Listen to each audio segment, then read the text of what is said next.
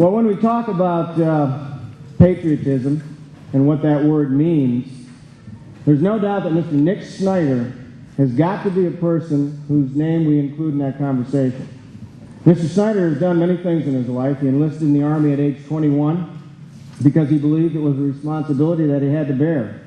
He would become a reserve officer and before trading in his green uniform for the brown of United Parcel Service. What can brown do for you?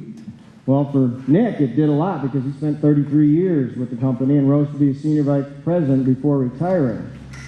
And he did a lot for the UPS.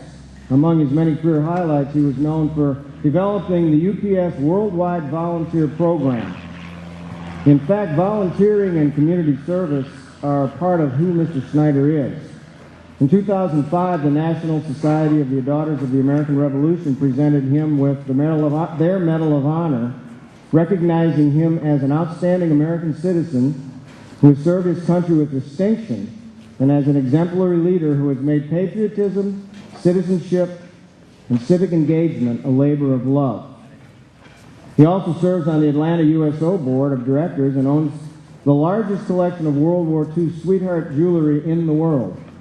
But today he's here specifically for another accomplishment, and that is he is the founder and chairman of the National Museum of Patriotism, which was a concept that he formed in 1996 and a reality that opened its doors on the corner of Spring and 18th Streets in Atlanta.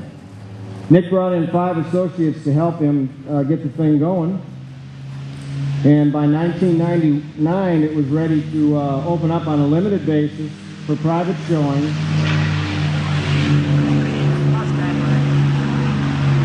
That's a P-51 Mustang.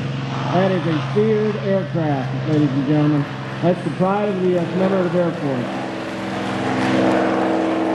Also, the aircraft that, if anybody remembers Baba Blacksheep, that's the aircraft that they flew.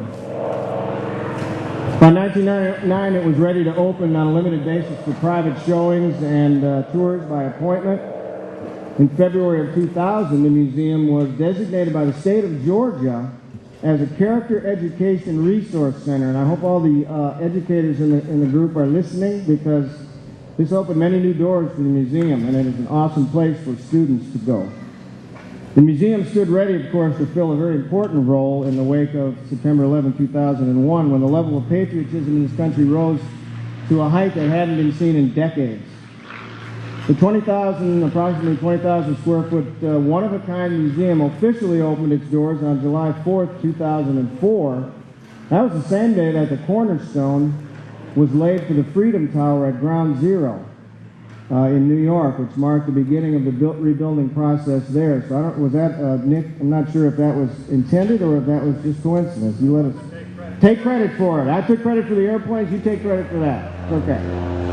Mr. Nick Snider has definitely has specific ideas on the subject of patriotism, and it's my honor to introduce him here to share those ideas today. Ladies and gentlemen, Mr. Nick Snider.